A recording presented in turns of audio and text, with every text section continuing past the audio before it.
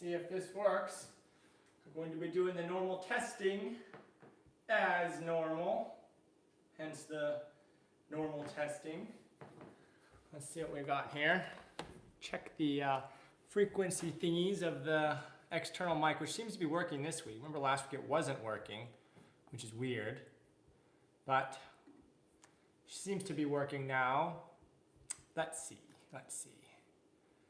Come on, YouTube, speed it up, Sonny. There we go. Content. Where's my content? Dismiss. Live.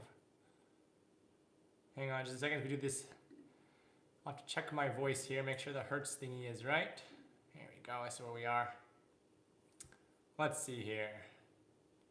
Testing, 1, 2, 3. Let's see here. Testing, 1, 2, 3. Looks like it's working. All right, super. Okay. We're good. So let's get some coffee. Finish setting all this stuff up. I'll move this up a little bit like last time so you have a little bit of a better view.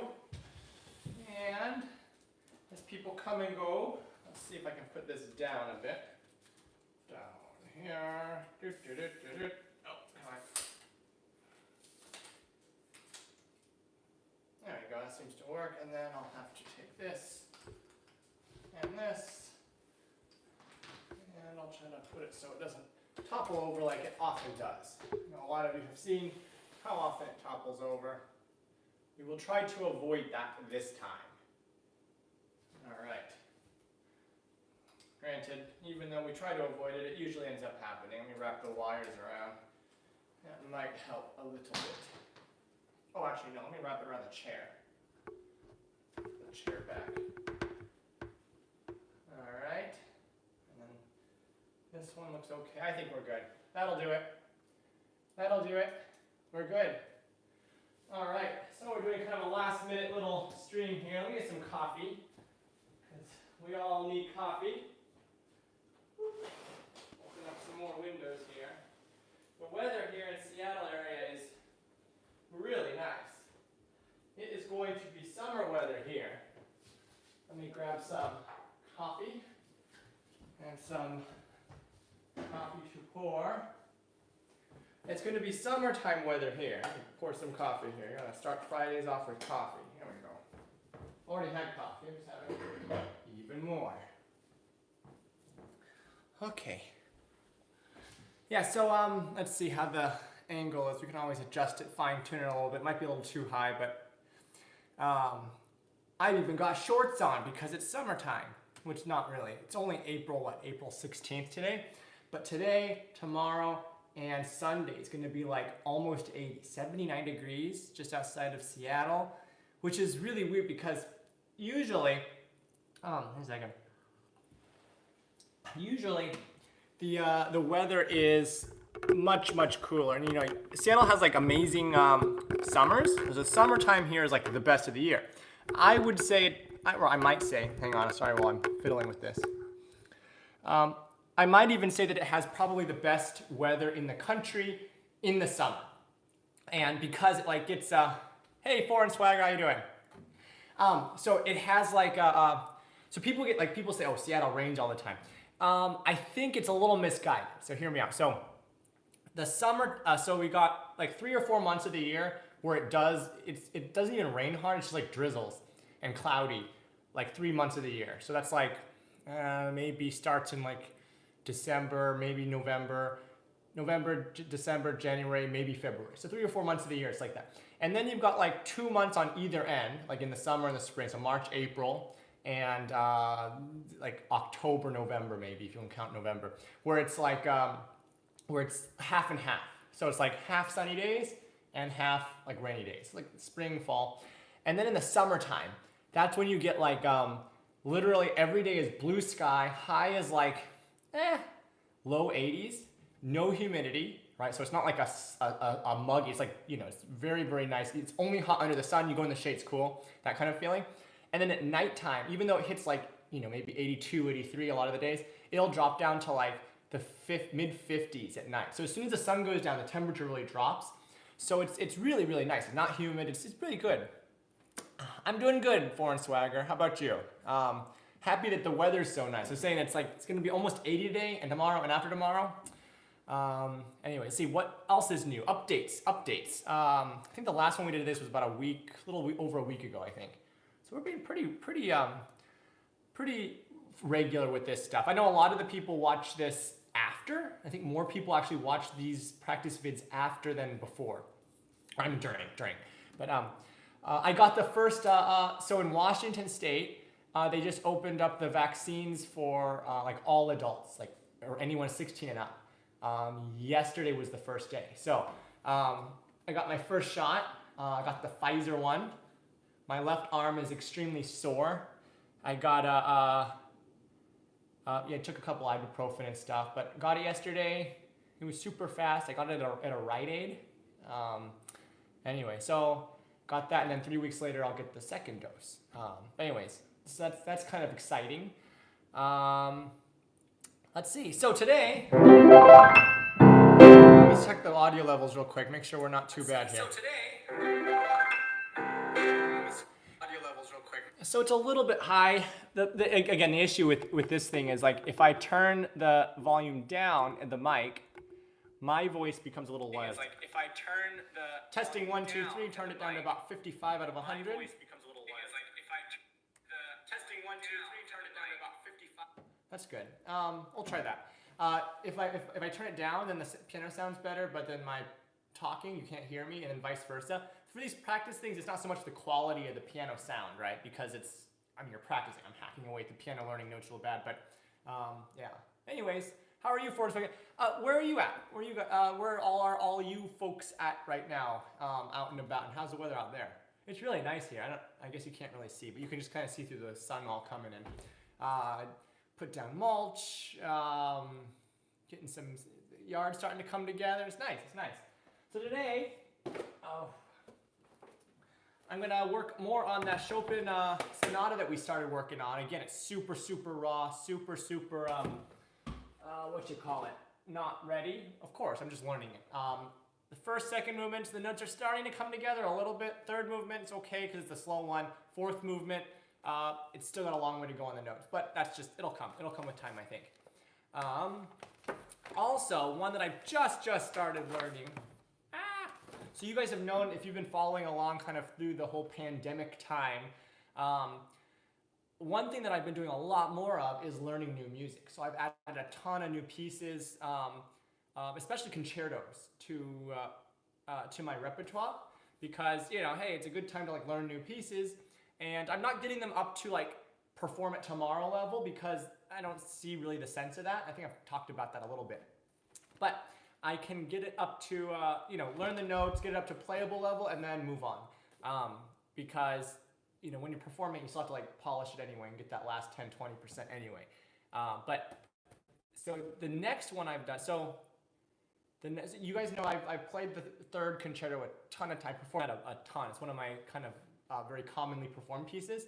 I learned the fifth last year, right? Or a lot of the fifth last year. Right, I finished it, but I think I learned the majority of it during 2020. So I thought the fourth might be a good one to add. It's another beautiful one. I don't know it very well. I think I've heard it performed before, but it's been a long time, so it's not familiar to me, except for like the main theme. So looking at the first movement, it's super raw. It's probably it's up there with the fourth movement of the Chopin. So it's really starting out, but just learning the notes. And as you all know, I can't play notes very well by sight reading. I'm a horrible sight reader. So we'll look at that maybe later. Let's start with some Chopin first. And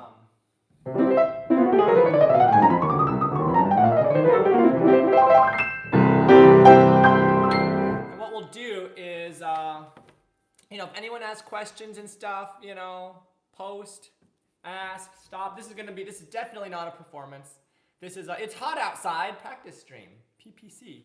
What I'll do though is I'll make sure to stop and put the time slots in it, timestamps, and I'll do it as I go. That way I don't have to go back and like figure out how many minutes in it was. If I just look at it and do it as I go, then it's easy. And then later people can just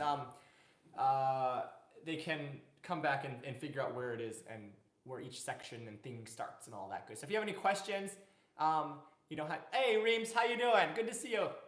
How is everything in Ohio? You're in Ohio. That's right.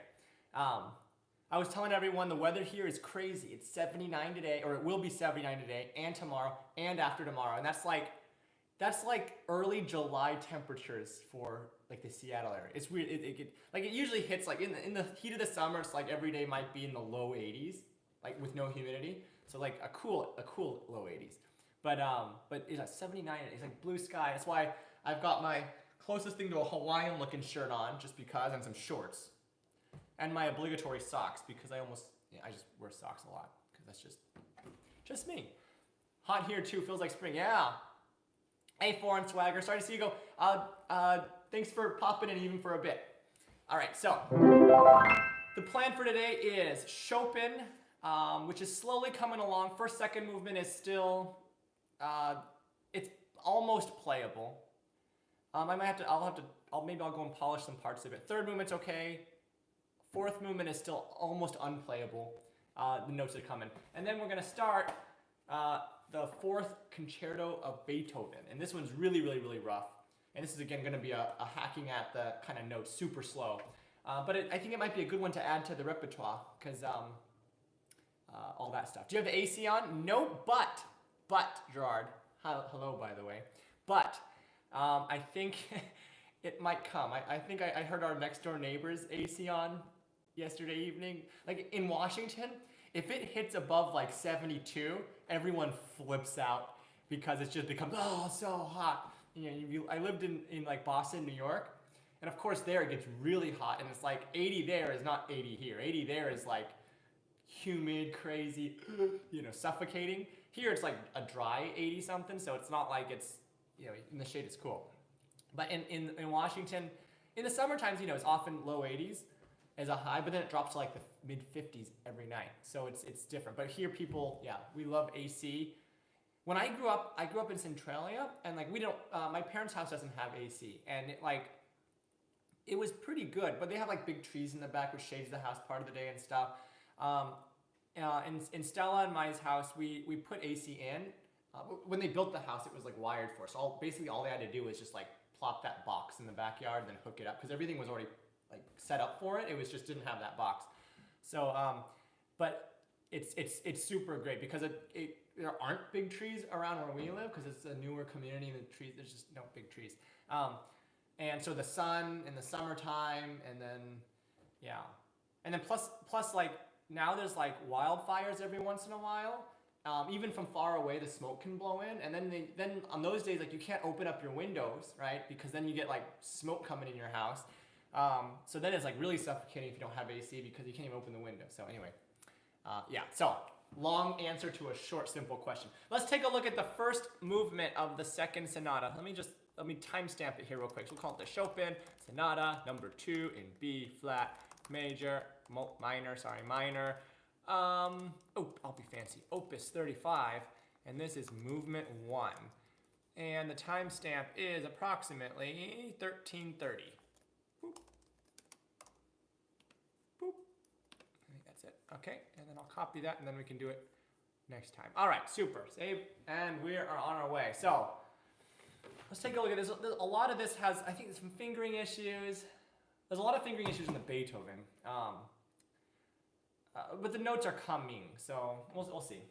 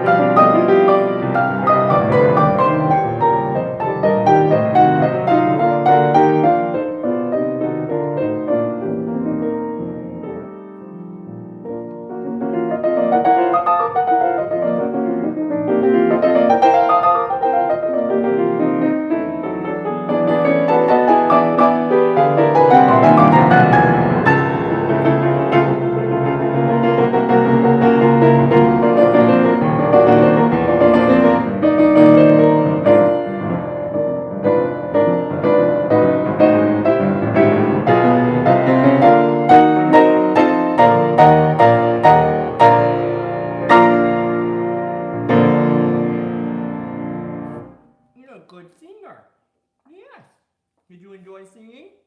Yeah? Kissy. Give me a kissy. Good girl.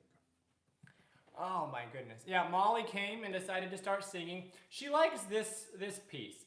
I think she likes things that sound similar to Rachmaninoff. And this one kind of does that, right? Like, it's kind of intense at the beginning, and it has like a lot of like modulations. It has like a Rachmaninoff sounding like chord changes and like melody.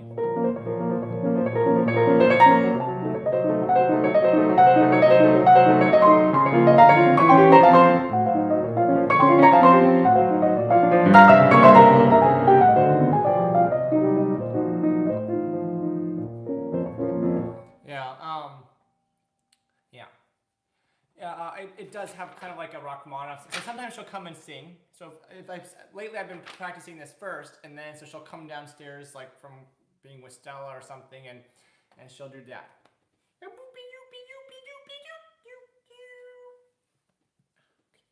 All right, go back upstairs or something. You're good job singing. Bye bye. Go. Like, go upstairs. Go. Good girl. Anyway. Yeah, Molly is singing. Warner Bros. Will sign Molly to a recording contract. That'd be awesome. Yeah. She's so cute. She loves it. Yeah, she's a cutie. All right, anyway. More coffee. So, we had a duet there. Maybe I'll take this roughly page by page and just kind of nitpick at it a little bit. So the first part is just like, it says grave, you know. Very dark.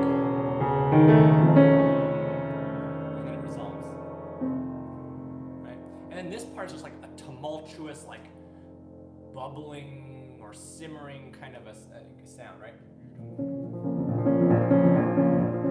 You repeat it. I think you need to hear the percussive. It's almost percussive, but not. Like, you don't want it to be. Like, I think you need to feel that. It says doppio movimento, whatever that means. It has to. You have to feel that kind of intensity, anxiety. And that says agitato, agitated.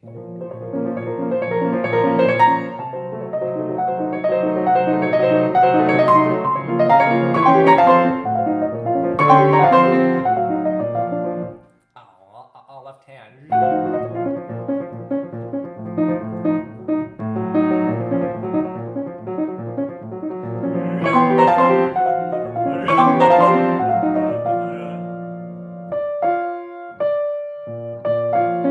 That's interesting. Okay, that's right though.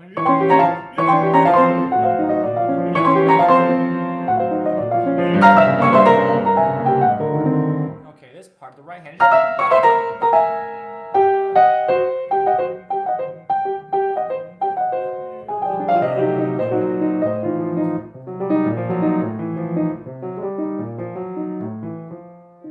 There we go.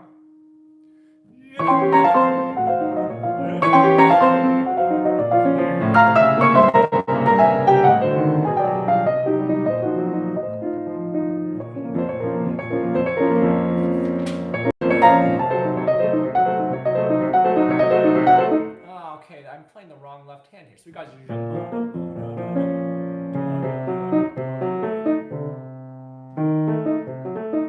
So we got E flat, G flat, E flat, G flat, E flat, G flat, F.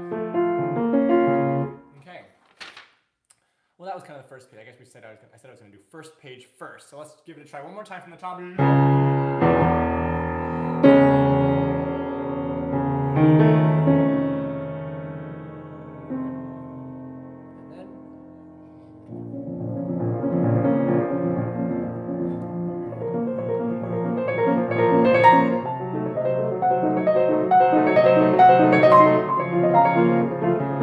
Here too. A in the middle, B flat.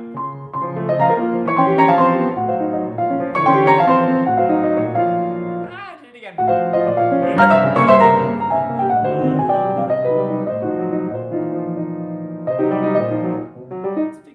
It's tricky fingering. What did I say? Finkel fingering? It's tricky fingering here.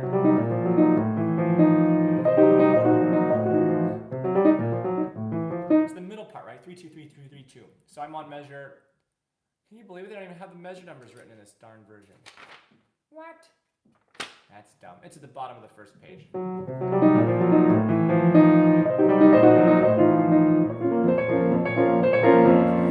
All right, that's better. One more time. Intense, a little bit more intense. Without giving it all away, right? You don't want to.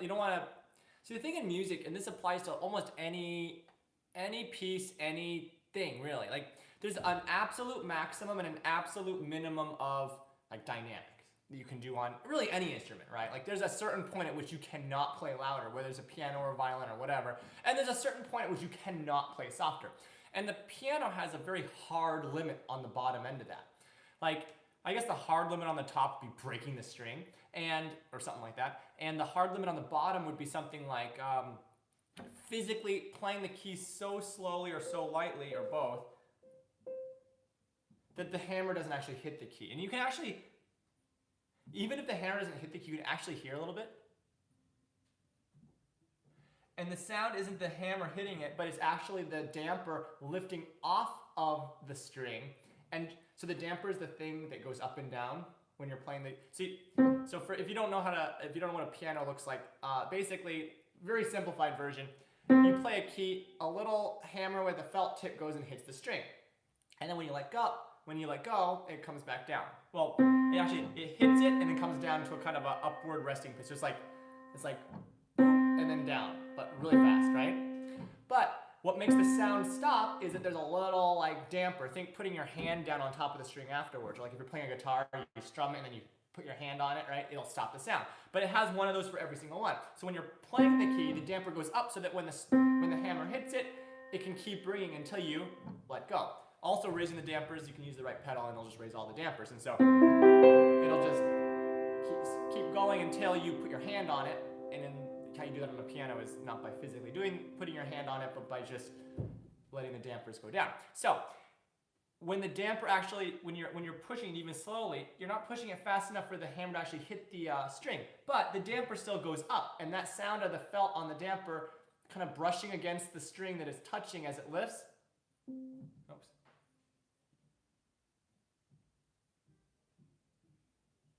You can hear it, but you probably can't because the microphone is not sensitive enough. But anyway,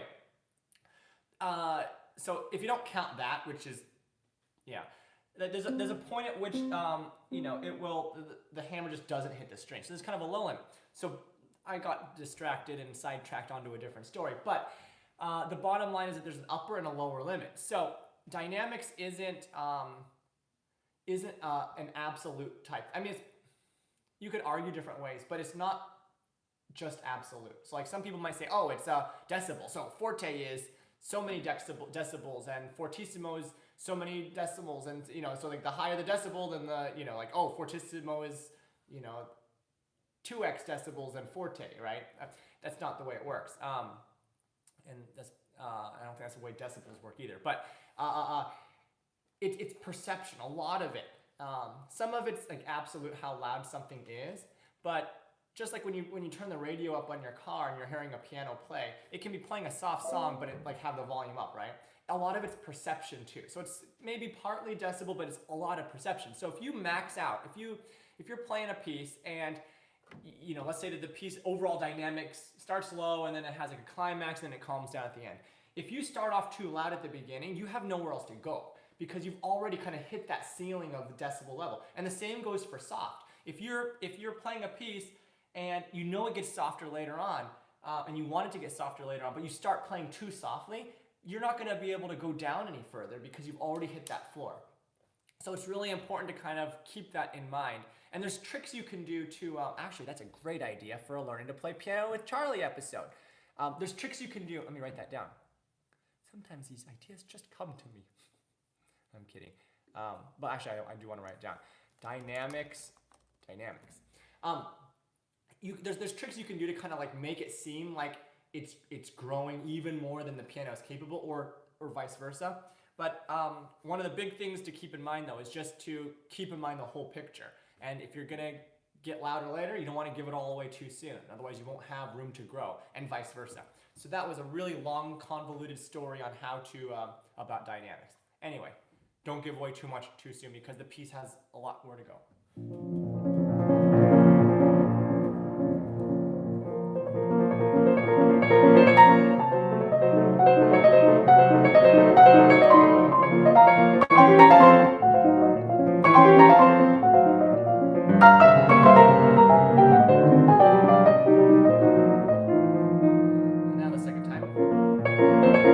Starts forte, which is not what the last one did.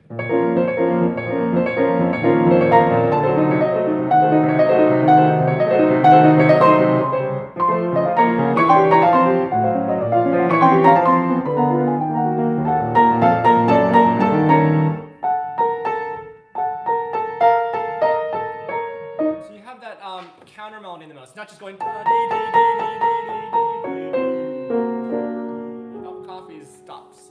Stop. It has a counter melody in there. So we've got right. So you got to bring that out. Oh, wrong notes. It helps to play the right notes.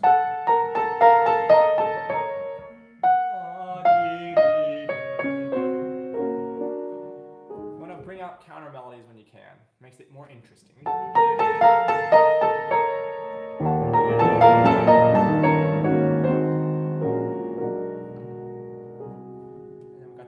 Introduction of the secondary theme.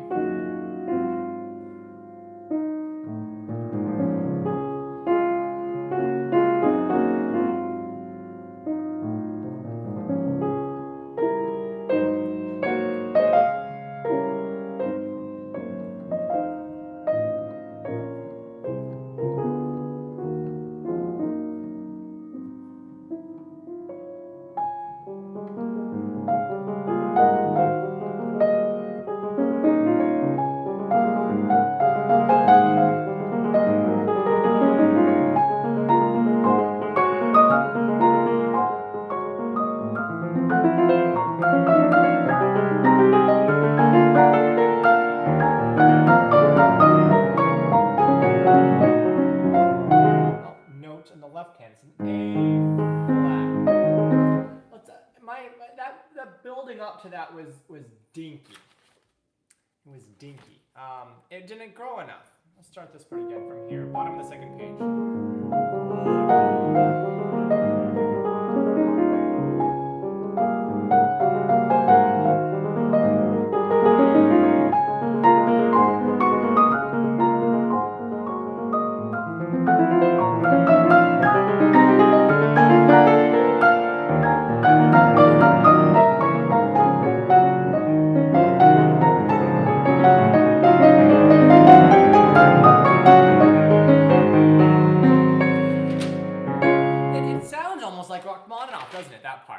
That part does, you know, like the never-ending kind of themes that just keep going, you know.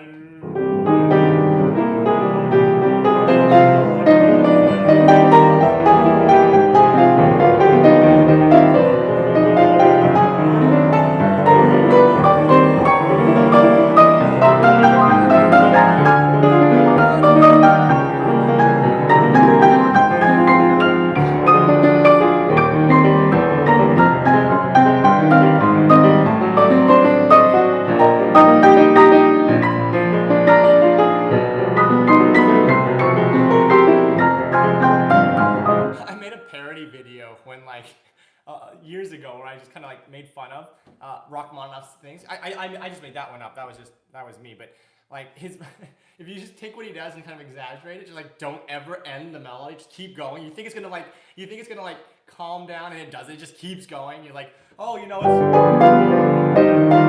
think it's gonna end here, but then it goes.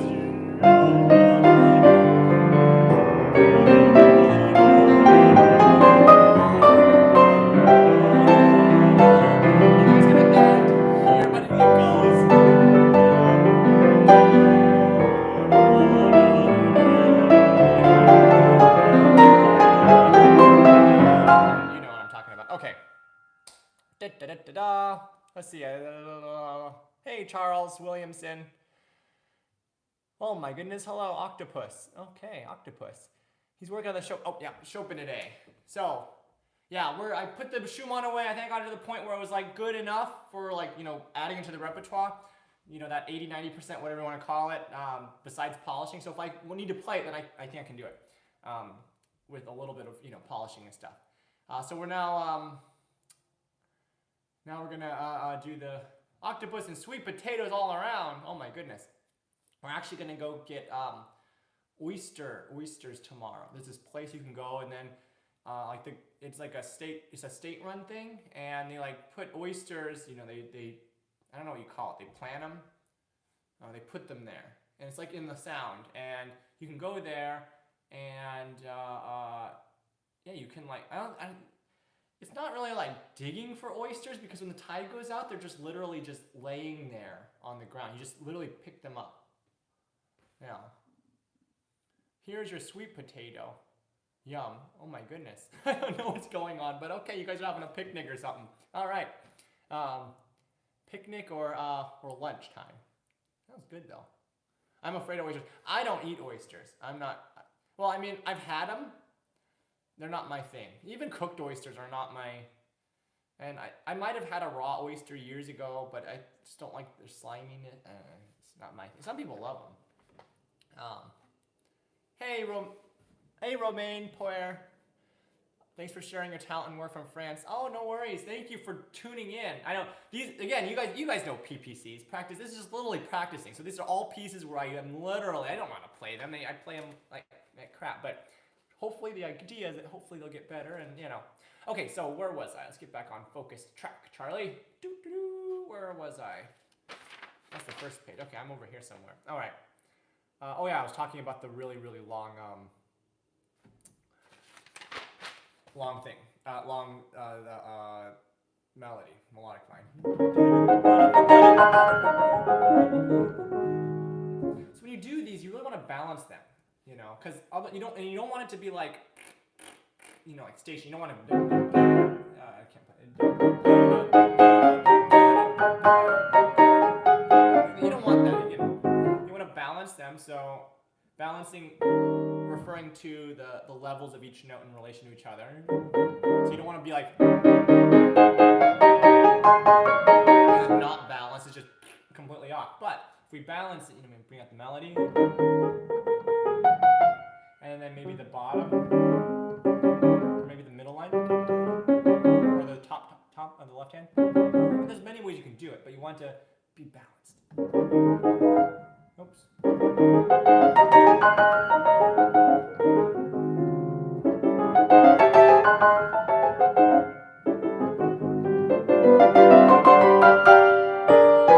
Now this part.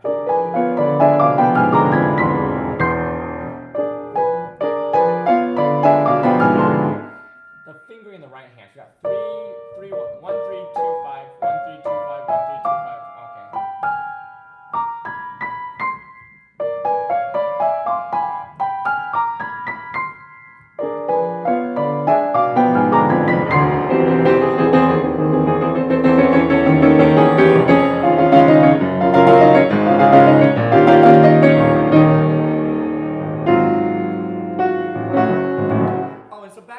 Talking about not being ploppy, you know, you still want it to have like a shape. You have direction and shape.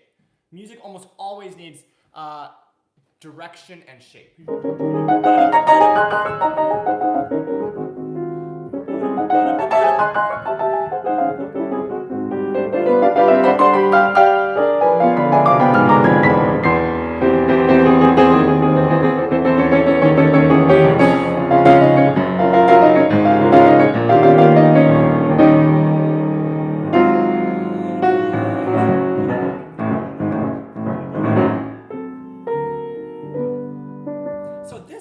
It's like it's almost like two different sides, like Jekyll and Hyde, or it's like you know, it's like one guy in the bottom line, right? The bottom line guy, we'll call it. He's like anxious, and then suddenly it's like a soothing, almost motherly voice.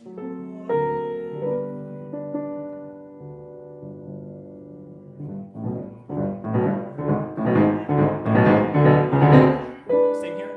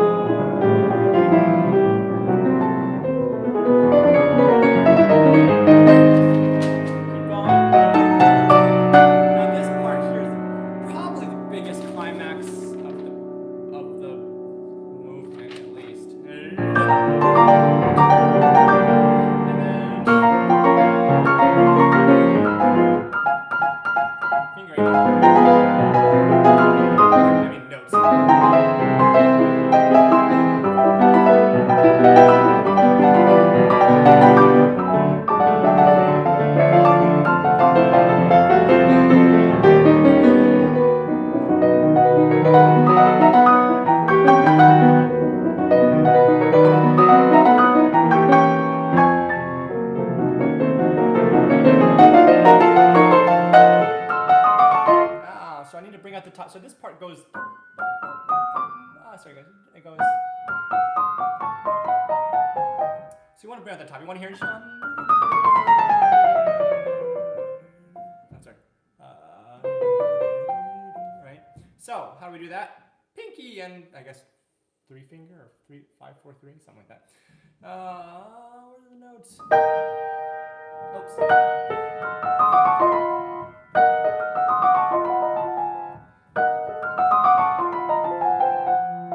Left, the bottom part of the right hand's a little off. A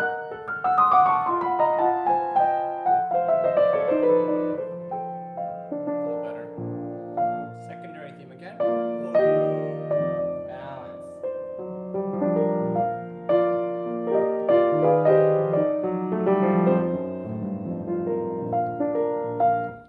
I don't have to roll that.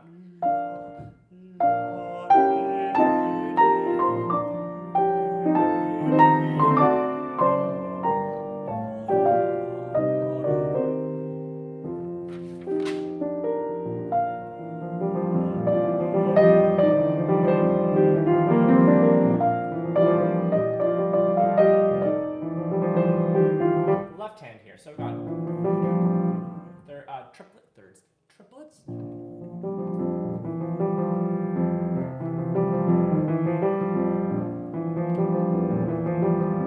So I need to do a thumb there, otherwise it's going to be messy. Thumb, thumb.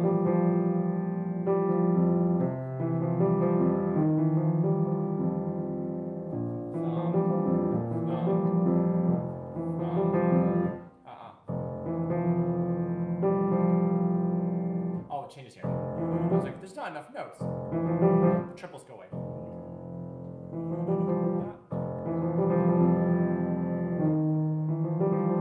Okay, again.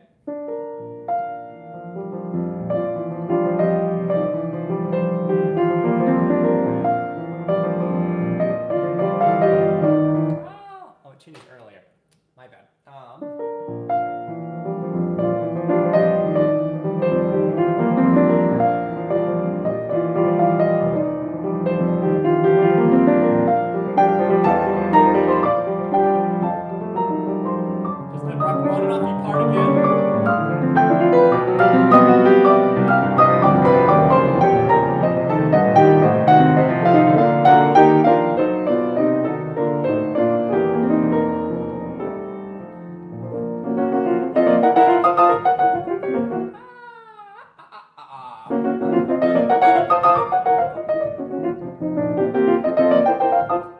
So the first time, I think, is much louder because it has a piano there, and there's a crescendo beforehand.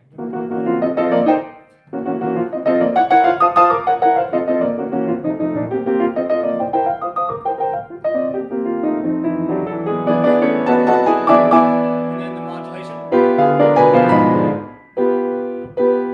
1, 3, 5, 2 again, same as last time, supposedly. Almost.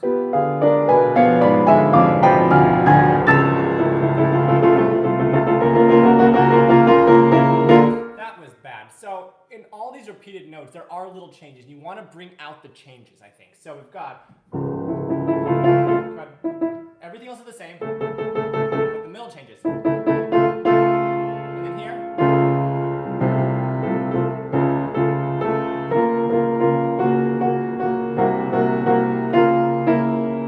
So you want to bring out all the changes that you can, like, or at least bring attention to them. So.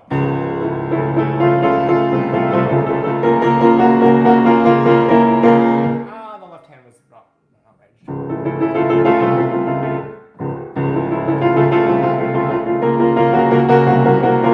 One more time. Over.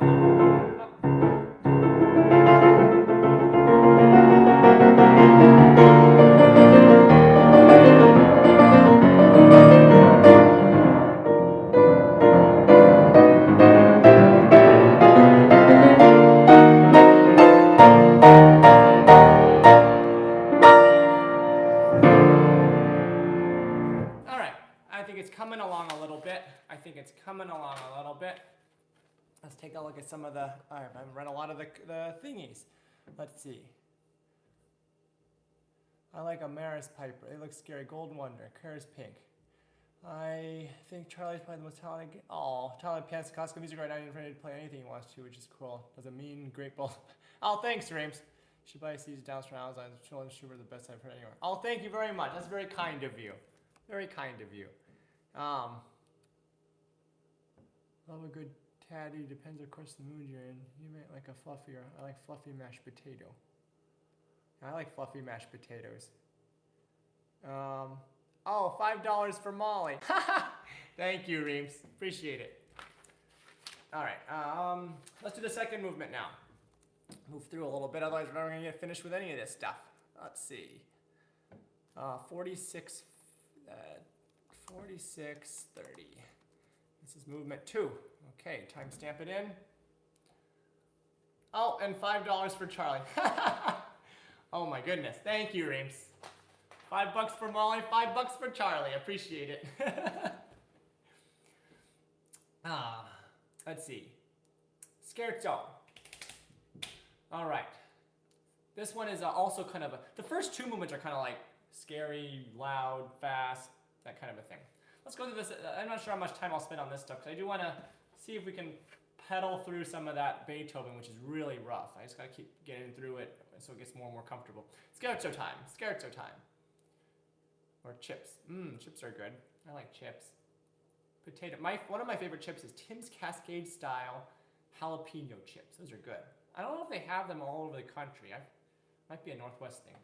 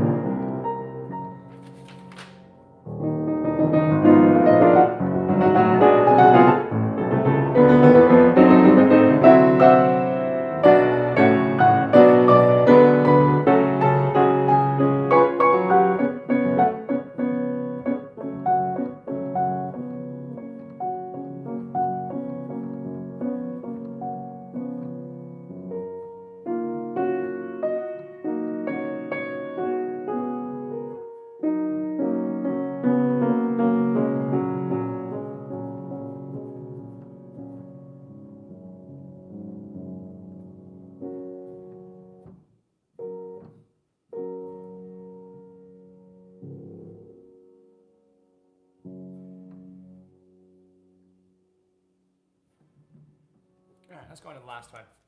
Actually, not the last one. It's the second one. I did that one wrong, didn't I? There we go. What is the time? 53. Oops. 53, and this is movement 3. Boom, there we go.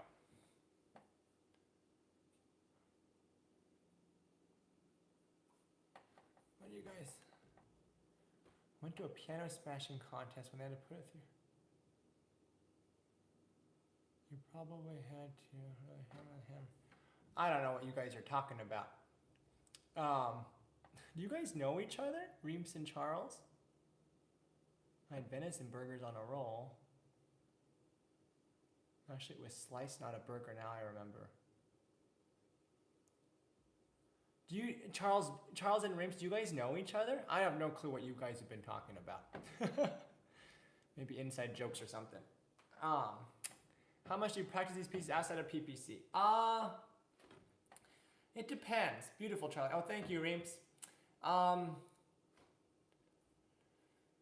much do I practice these pieces? Oh, hey, Jay, how you doing? How much do you practice these pieces outside of PPC? Not too much. It's really hard to find motivation to practice a ton when you're not actively performing. But so lately I've been like resting on weekends, and then weekdays I'll practice. And how much I practice kind of depends on how much I'm working on. So like lately it's been the Beethoven and these. So you know,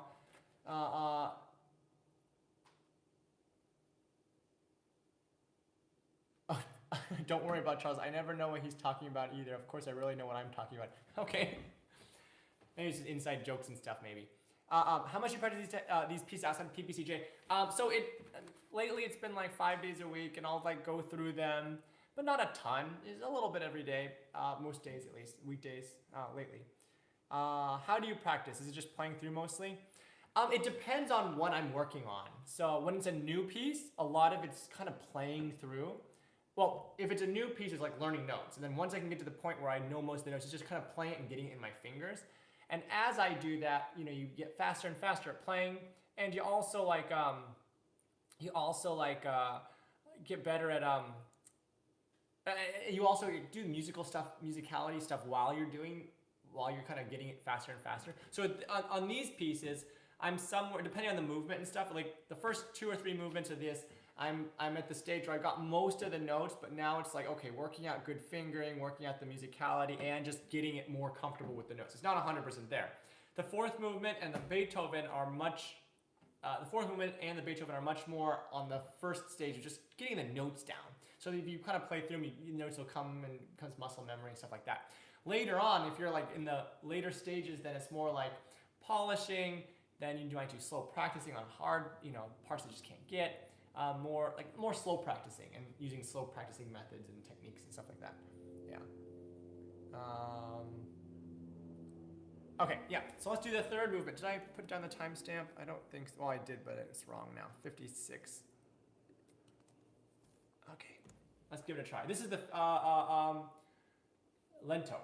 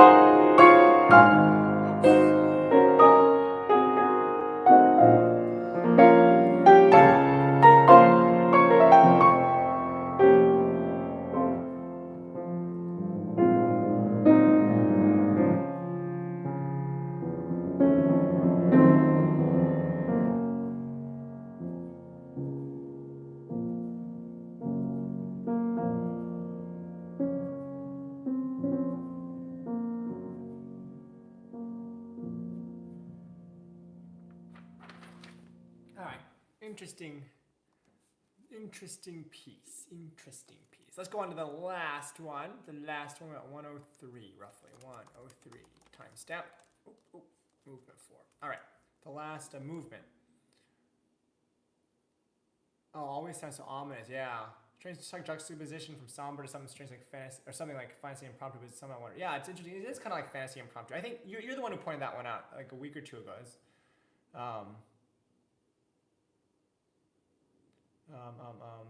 Yeah. Beautiful phrasing, Charlie. Oh, thank you, as well as voicing. It really is remarkable, isn't he? Thank you, guys. All right. Okay, so let's go on to Presto. This is the one I don't know the notes for. It's slowly coming. I know certain parts a little better. It's really slow and notes funky.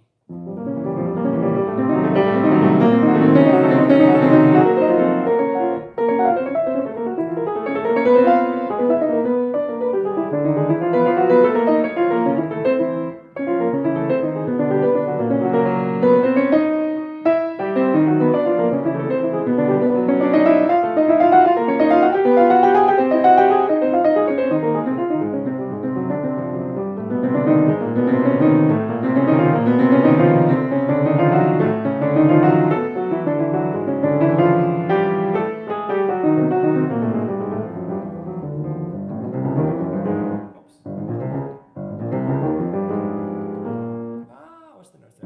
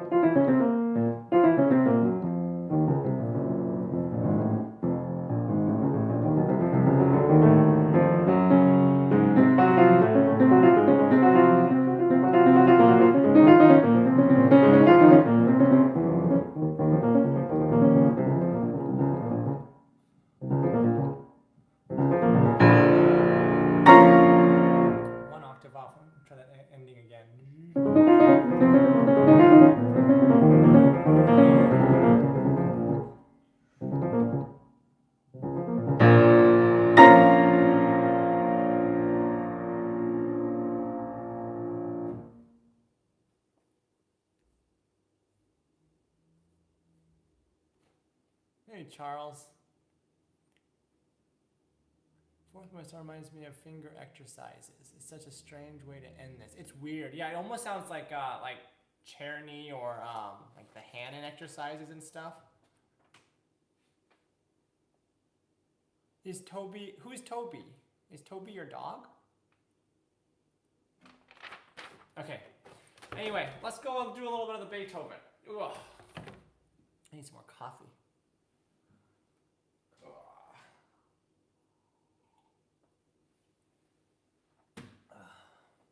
All right, so let's do so we'll do let's see what's the timestamp here. 107. Beethoven Concerto number 4 in G major. Movement 1. This is very early. Do you still do hand exercises? Oh, Toby's your cat. Ah. Wait, so you and Charles do know each other? Toby's a cat. Oh, he's your cat. What kind of a cat do you have? I don't have any cats. I think I have, when I was younger at least, I had cat allergies. I probably still do, but I don't know. No one I know has a cat, so I just don't really know. But we've always had dogs. Orange tabby cat. Aww. Hand until your fingers cramp. That is not good. Do I do hand exercise? No. I was never into like exercises too much. When I was younger, I had like scales, and we did some stuff a little bit maybe, but not long.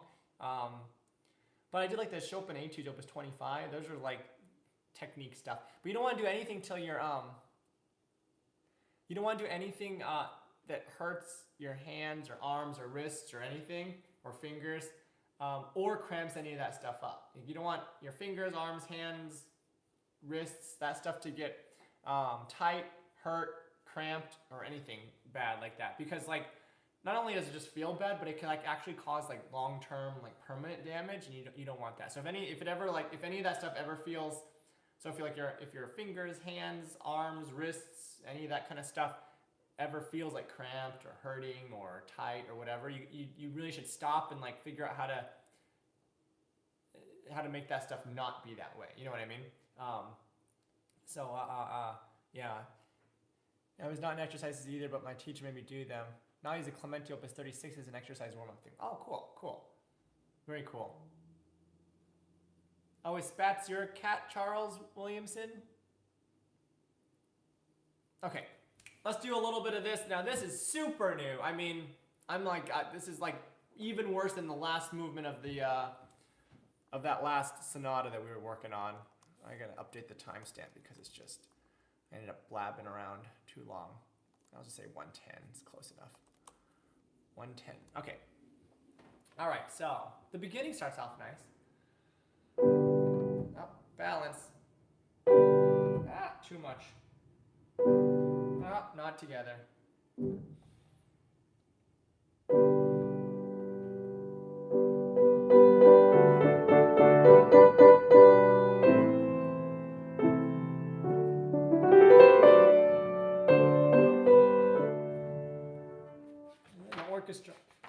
The orchestra plays for a long time. I'm going to play everything super slow because I can't play it fast.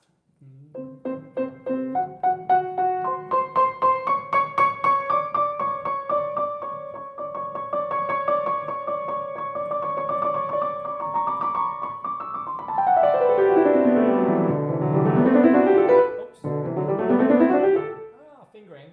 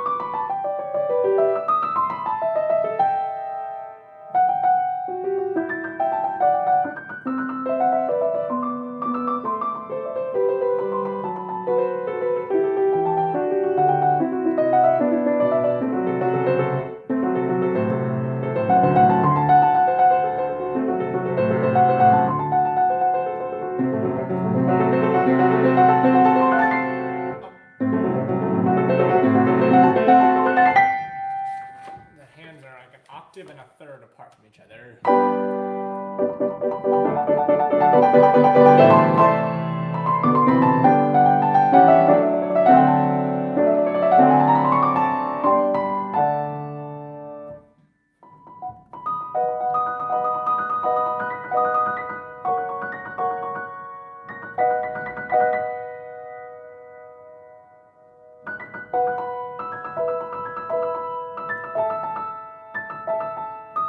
So many ledger lines.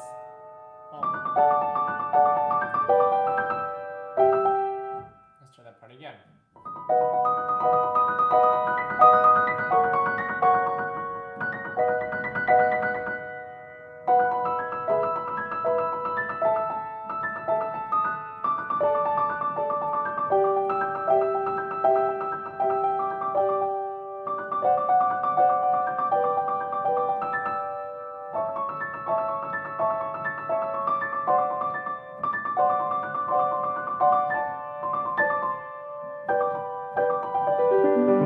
So many ledger lines.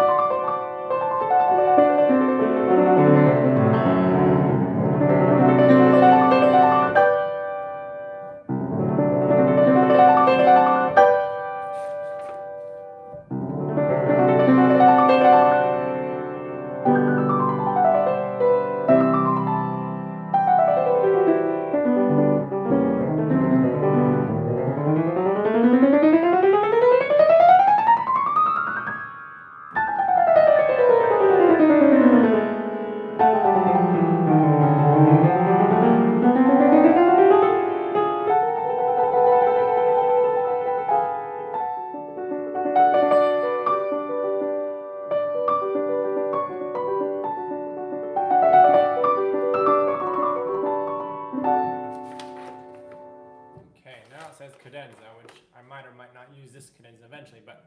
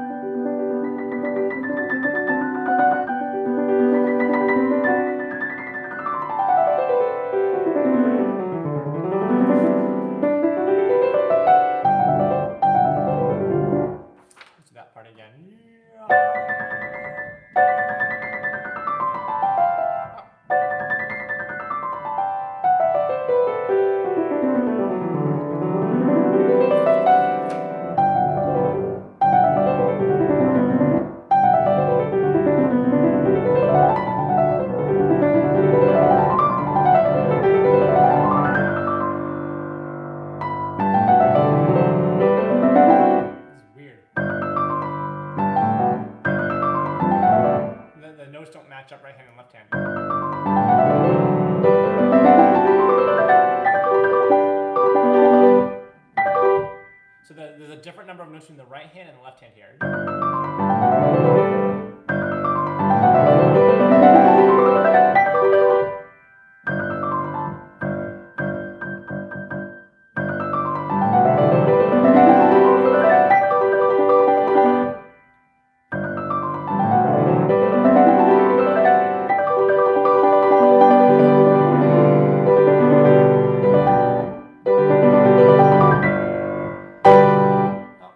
Wrong notes again.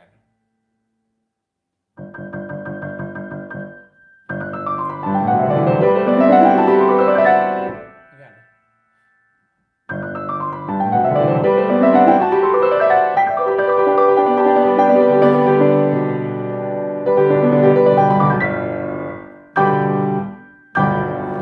Alright, that's alright. That's about right. Good enough. Oh my goodness. Weird. I mean, it's a beautiful piece, but a lot of fingering stuff. Lots of fingering stuff. Oh, let me see.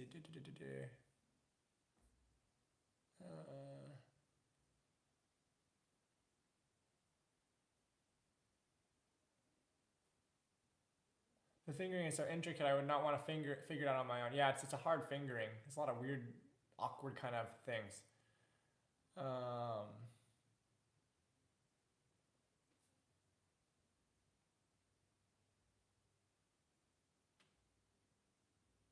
I like percussion instruments, they are fun. I want a vibraphone or marimba, but they cost a lot for something I might rarely use. I don't know how much marimbas and vibraphones and stuff cost. Probably do cost. I mean, there's probably a big range, right? But yeah, because there's like all that metal and stuff.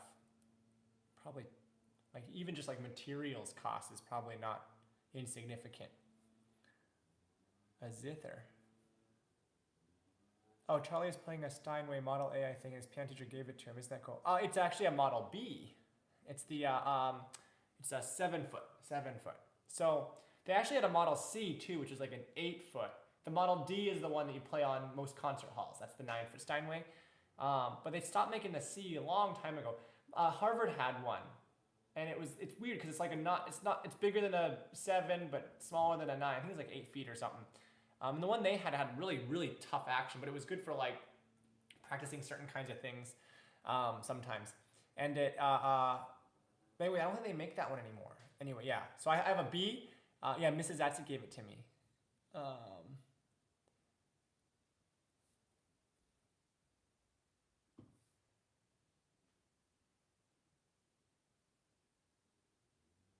Oh, excuse me, Charlie Albright, you all okay? Wish I could read music. I'm okay. I'm good. Thanks for asking. I wish this virus would leave so Charlie can go back out and do live concert. I hope he comes near here so I can see him live. Oh, I hope so. I hope that the virus goes away very quickly, and I hope to be back on the road giving some concerts again. The concert thing is going to be affected for a while, I think. It's not like as soon as the virus, like the pandemic ends and the virus goes away or whatever. Wait, I take that back. It's not like when the pandemic ends, like concerts gonna like resume and like I'll be on the road like all the time again. And from what I've heard and I'm kind of seeing and kind of what I think, it's gonna be affected for a few years, even after the pandemic goes away. That is, because of there's a whole thing on.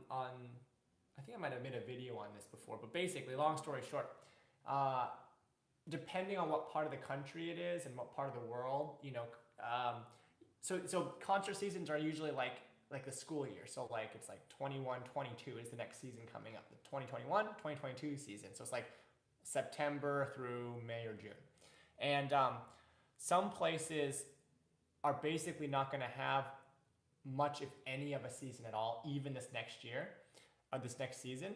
And then when places do open up, a lot of places I think are going to try to get people to come back who had been canceled originally, and then the booking might start for later on. And even if places do open up, it might not be like a full season like normal. So like when they do open up, they'll probably try to bring in people who got canceled, but it might not be like a full season. So that might it'll take more than a whole season to make up. And then they'll start booking future ones, which might be years out.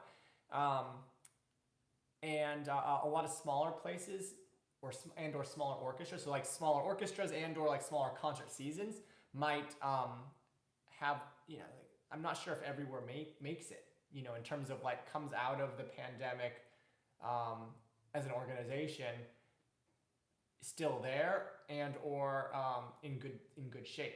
So like I think some small orchestras might not have guest artists for years, even maybe, because they just can't afford to like bring in people. Because usually in a concert for orchestras, like orchestra plays something short, soloist comes in, like pianist or violinist or something, plays a concerto, then intermission, then like a symphony by themselves. Like they'll play a symphony. The orchestra will play the symphony piece, a symphony piece by themselves. That is, and that's normal. But like some places might not even have guest artists for a while because they don't have the money anymore. It's kind of a funky situation. So it might be years off before things return to what looks like normal. And even then, the supply of concert venues and organizers and orchestras, maybe not venues, maybe not venues. I don't know. Might be less. So it's a funky time. Makes sense to me. A horrendously difficult piece. Yeah. I'm shopping for a Steinway M, but I have to find the right one. Do your parents watch your live streams? I don't think so. My dad does. Oh, Gerard.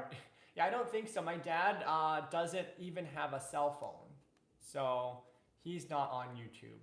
My mom is tech savvy and stuff. I don't think she usually watches the live streams. She might, maybe she does. I don't know. I don't think so. Do your parents watch your live streams? Good time's gonna be a long time before we get a proper symphony season again. Then they refunded my money for season tickets. Yeah, again, I think it depends on the orchestra, on the concert like venue, and or the series. It's some places are in better conditions than others. Like I'm pretty sure like the New York Phil is gonna come out of it just fine. But they got like the big donors with the big corporate sponsors, big donors, the deep pockets. But it's like the smaller, mid and smaller size orchestras and venues or venues and or like series. Like sometimes places will be just like series. Will just have like recitals and chamber music and stuff like that. But anyway, bye just now. Okay, take care, Charles. Thanks for hanging out. Let me do I'm gonna do a quick improv because it's kind of fun. We'll do an improv real quick. Kind of wrap it up before I go out and do more yard work or whatever I'm gonna do. What's the timestamp? 1:30, 4:30. I don't know what kind of an improv it'll be, but we'll just do one. Oh, my mom is here. Oh my goodness. Yeah, my mom is on this stream. I have season tickets to the theater organ concerts too, and it's hi Oma. I have season tickets for the theater organ concerts too, and it's my understanding that they may never start up again. Yeah, it's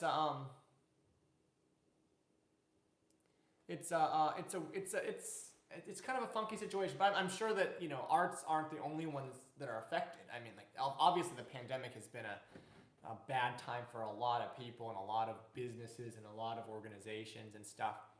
The thing about like arts and stuff is that like arts and entertainment in general is oftentimes, like when the economy goes, let's say if the economy goes bad, let's say people lose their jobs, just is a hypothetical type of a thing. The first thing that people cut out is like entertainment and arts, right? Like, you have to eat, but you can get by a little bit without going to a concert, right? Which makes sense. I mean, that makes sense. But this pandemic has been bad on, a lot of places. A lot of businesses close up. A lot of people had a tough time, had and are having a tough time. That is, it's just a funky situation. But I think arts places might be affected for a long, long time. I'm missing live shows that I used to see the LA Phil. I used to see the LA Phil at Disney Concert Hall and Hollywood Bowl. Hollywood Bowl's having performances sound, but I don't know if they are doing LA Phil performances. And a lot of places also, Gerard, that are opening up, it's different, right? It's not like suddenly they're opening up and there's 2,500 people packed into a concert hall. Most places are not doing that. I don't know if any places are.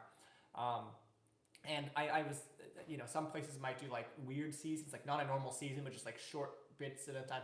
I've had concerts that have been rescheduled many, like the same concert just getting pushed back and pushed back and pushed back. But one thing I'm hoping that will happen, and I think will this year, are those Philly Pops Christmas concerts. So it's not finalized yet, but it's looking like it might happen again in December and live. So I don't know if they're gonna have a full audience or it will be half, but that'll be fun. Those will be really fun. So I'm looking forward to that this upcoming season. And hopefully it happens, knock on wood. Let's do a quick improv. And then I am going to go out and do some yard work or something. All right, let's do one. Let's do like a simpler one.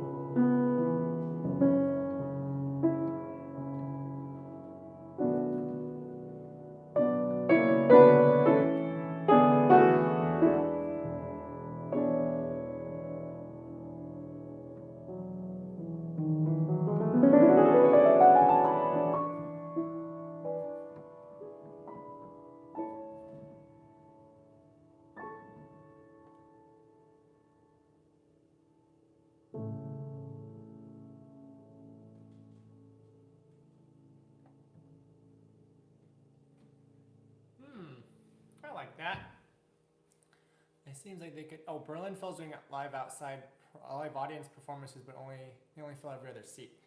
Oh wow, they're doing like 50% capacity. Wow. I think the big places will survive. Like Berlin Phil's not going to have a problem. New York Phil's going to be good. I mean, it's obviously not going to be like probably not going to be as good as good times, right? Like normal times, but like they'll make it, right? It's the middle, smaller tier orchestras, venues, and or like concert series that might have problems. Hopefully they don't have problems, but they might. So beautiful. Thank you, Reams. Very Brahmsian. I guess so. I do a lot of it's kind of Brahmsian, like big chords and stuff. I don't follow a lot of the rules. We'll call it Albrightian.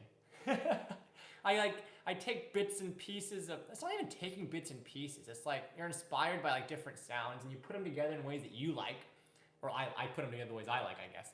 And but I do like I like melodic, tonal, sounds good music. I don't like music that doesn't sound good. Does that make sense? I guess so. Yeah. So a lot of people, I don't know, but I combine like sometimes I'll like go into like Baroque type stuff and sometimes movie music type stuff and sometimes romantic stuff and kind of stick it together. I'll call it the Albright style, Albrightian. Absolutely marvelous. Thank you, Reams. Could you play exactly the same a second time, or do the brushes come out and then they are gone? Yeah, it's the second one. I couldn't play it exactly the same. Like I can remember like the main melodies that I use, right? Like I had the main melody, something like that, and then in the middle section I did like A minor, and then I did like repeated notes or something. So it would be different. It would be different. Yeah. So it wouldn't be exactly the same. I could try to emulate it, but it would still be different. Yeah. Anyway, thank you for hanging out, everyone. TGI Friday. It's almost noon here. Get something to eat. Hope you guys all are staying safe and healthy, and hope you all have a wonderful weekend. And thank you for the super chats, Reams. And thank you for tuning in, everyone, and for hanging out. I had no clue what Reams and Charles Williamson were saying for a lot of it, but hey, they seem to understand each other. Thank you, Charlie. I had a happy time listening to you. Oh, thanks for hanging out, Reams. And Gerard, and my mom was there, Oma, and who else was here? In the chat, at least. Jay, and at the beginning we had Foreign Swagger, and you had a whole bunch of. I had no clue what we were talking about either. Going with the flow. Now I was reading some of that stuff. I was like, I have no clue what this. Maybe it's an inside joke. I have no clue what's going on. I was like, I'll just play the piano. And a lot of people I know come in and out and they don't chat and stuff. So that's thanks for hanging out, all those people too. If you haven't hit the thumbs up button, do it. Maybe leave a comment in the normal comments for the algorithm. And be sure to subscribe on here. Most people here are probably already subscribed, but if you're not, do it. And also Facebook, I post a lot on. Facebook's algorithm really kind of is lousy because I post stuff and sometimes it only goes up to like, out of 7,700 followers on my Facebook page, it might only go out to like 100 or less sometimes. It kind of sucks, but anyway, you guys all take care, stay safe and healthy, enjoy hopefully you guys are having good weather, so if it is, enjoy it. I'm planning on enjoying our beautiful weather. Might even have to turn on the air conditioning. We'll see. All right, take care. See you guys later. Bye-bye.